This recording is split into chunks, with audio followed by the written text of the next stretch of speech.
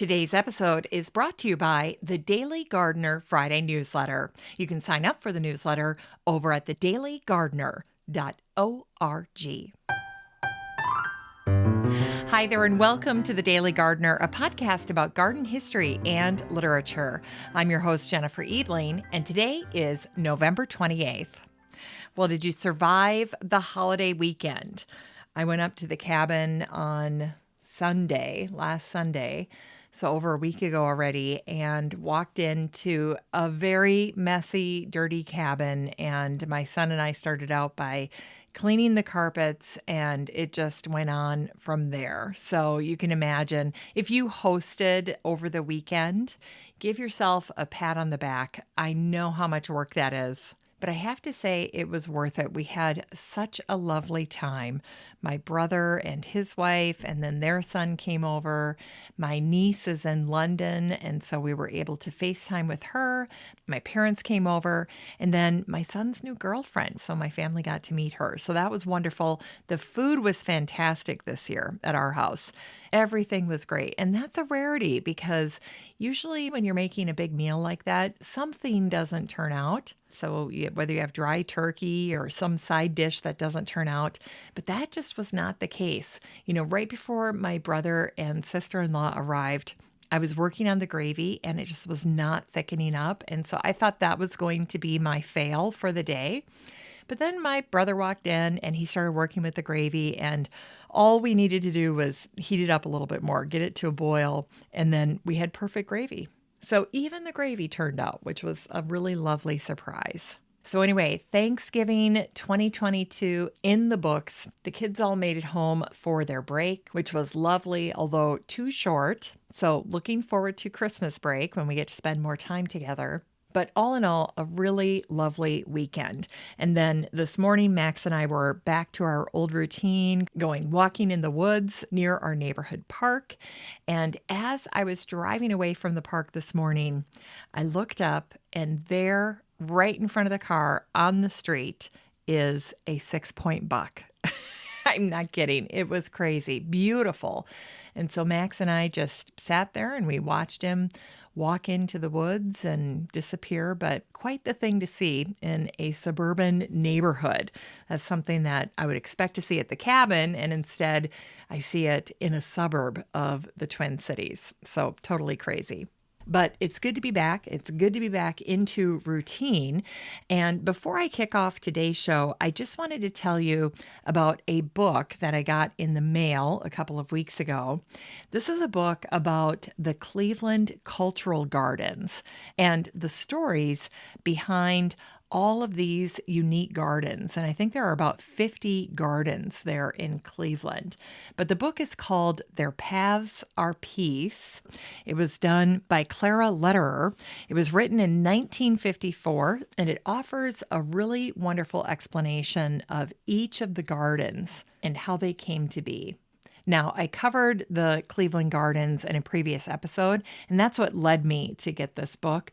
But just to give you a taste for the different types of gardens that are featured there, there's a Shakespeare garden, a Czech cultural garden, a German, Greek, Hebrew, Hungarian, Irish, Lithuanian, Yugoslavian, Polish, Russian, Ukrainian garden, and so on. And each of these gardens came about through the efforts of these different communities that were all represented and had settled in the Cleveland area. So a very, very special place in Cleveland, who would have guessed?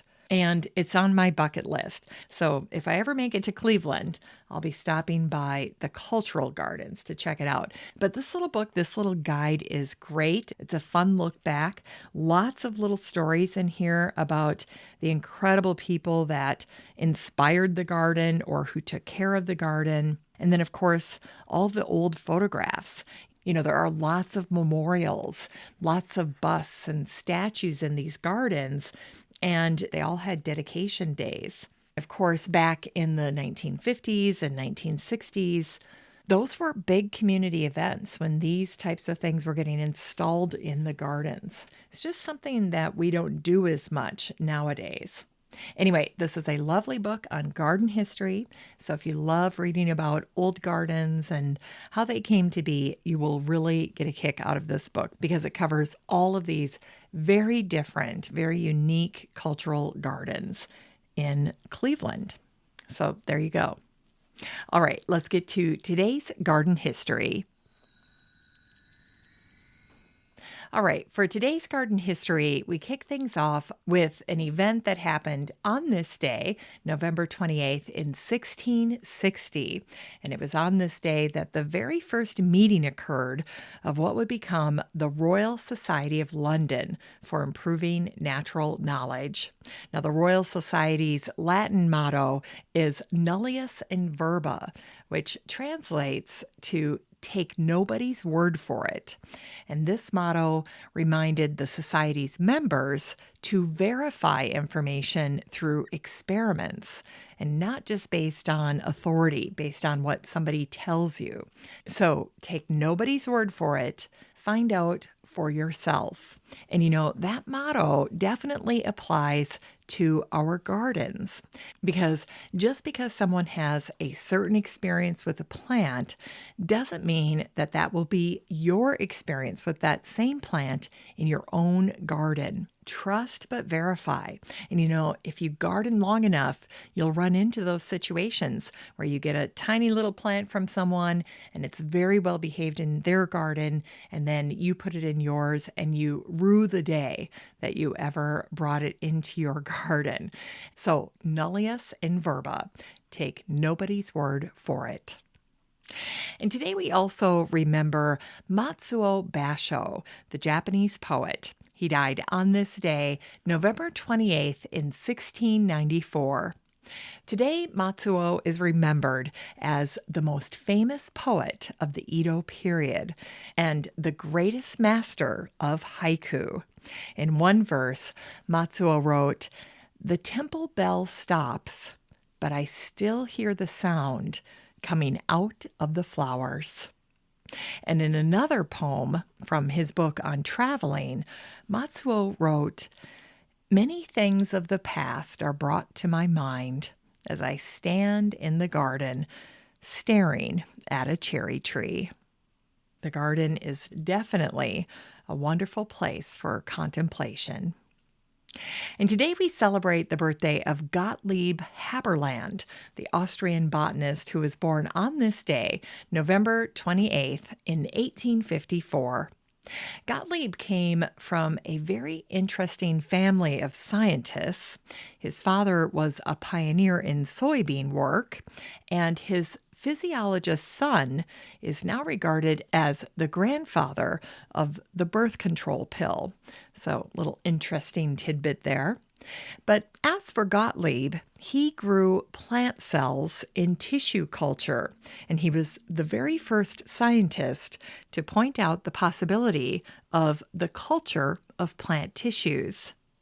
In 1902, Gottlieb shared his original idea. He called it totipotentiality, which he defined as the theory that all plant cells can give rise to a complete plant.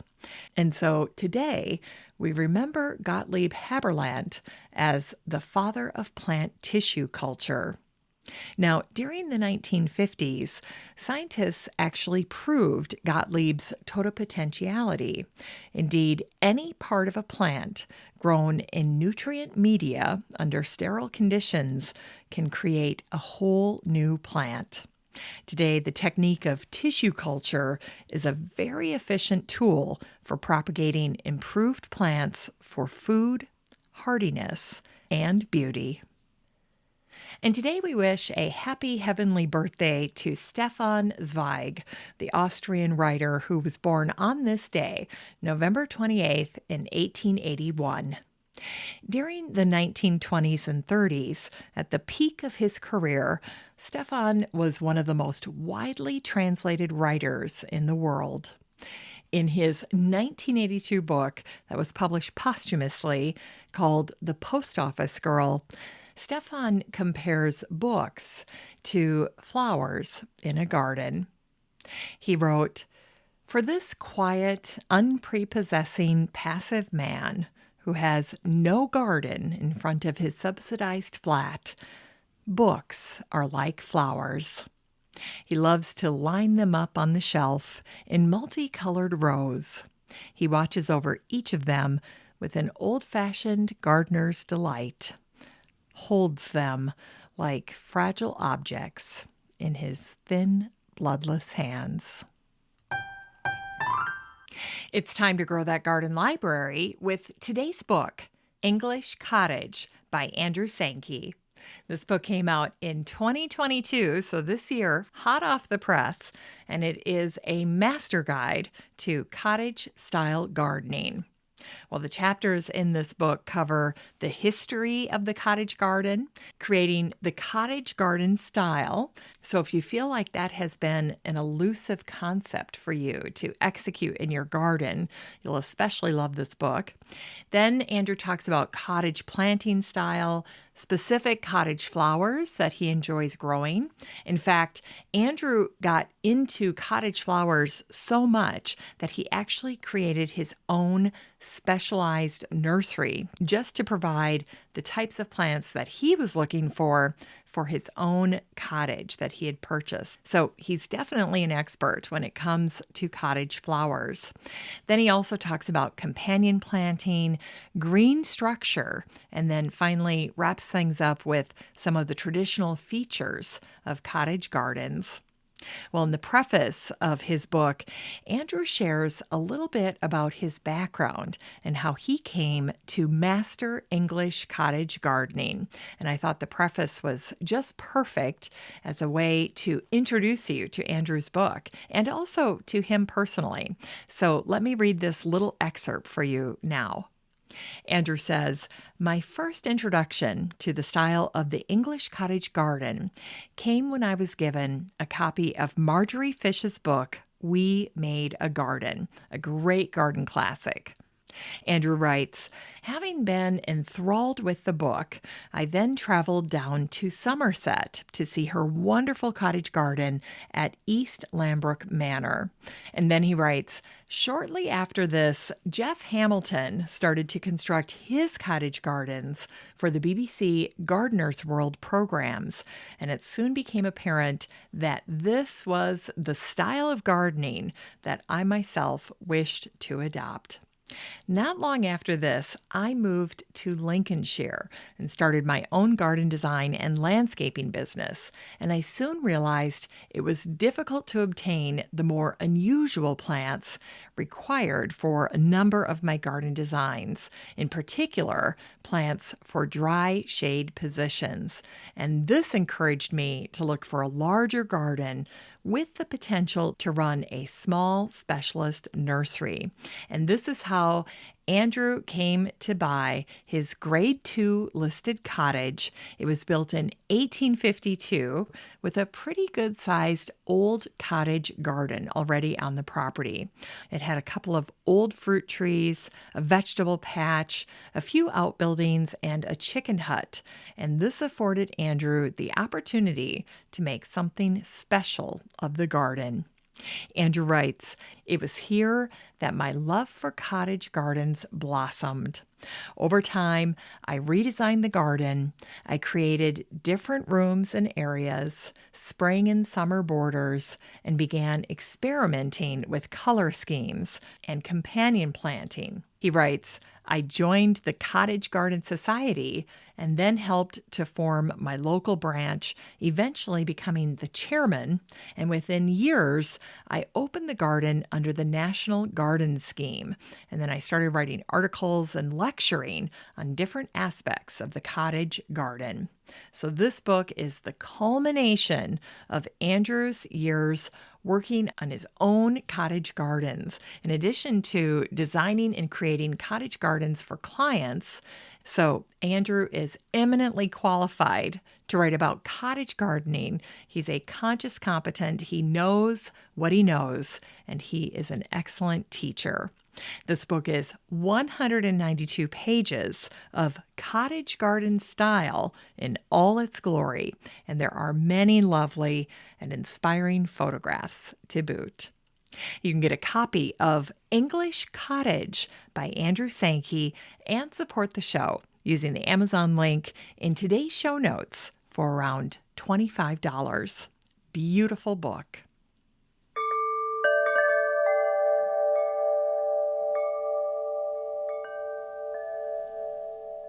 All right, today we wrap things up with a botanic spark that celebrates the birthday of the English poet William Blake. He was born on this day, November 28th in 1757. During his lifetime, William wrote in relative obscurity, but today he is considered an essential poet of the Romantic age. William wrote, "In seed time learn, in harvest teach, in winter enjoy." I see that on a lot of little garden signs and plaques and so forth. Such a great little verse. And in his popular poem, Auguries of Innocence, William wrote these words that you'll also probably recognize: "To see a world in a grain of sand and heaven in a wild flower, hold infinity in the palm of your hand and eternity in an hour."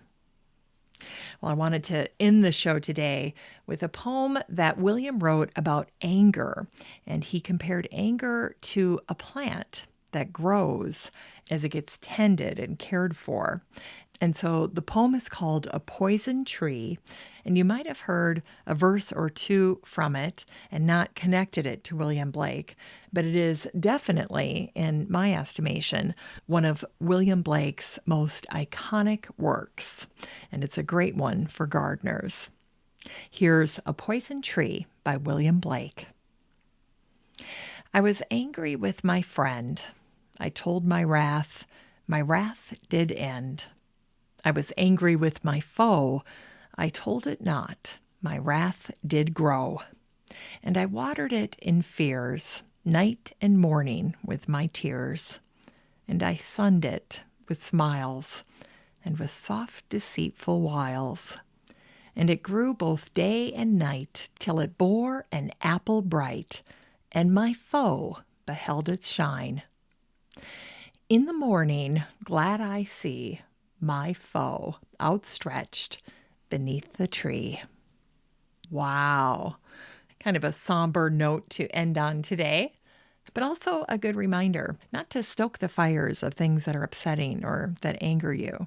So if you did not have a good holiday, try to turn the page and have a better week this week. Well, that's it for today's show. Thank you so much for listening to The Daily Gardener. I hope you get a chance to take part in Cyber Monday and snag some really great deals for your garden or for your garden friends, whatever the case may be. And just a reminder that you have a standing invitation to join the free Facebook group for listeners of the show. The next time you're over at Facebook, just search for Daily Gardener Community, where you'd search for a friend and then request to join. And if you'd like more of The Daily Gardener, you can subscribe to the newsletter over at thedailygardener.org.